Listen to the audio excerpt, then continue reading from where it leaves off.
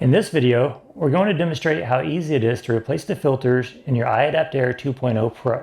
First, you just push down on the latches in the front to remove your lid.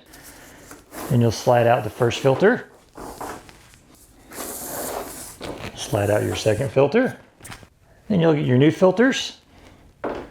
Simply slide them in. It will take a little bit of a firm pressure to push them all the way in because they are sealed tightly.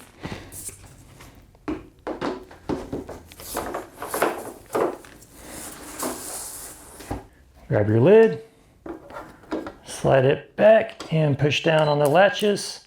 The control panel will light up indicating the latches are secure. To reset the filter indicator timer, you simply hold down the information button for a few seconds until you hear those 3 beeps, and now it's been reset, and you will see the remaining filter life is 100%.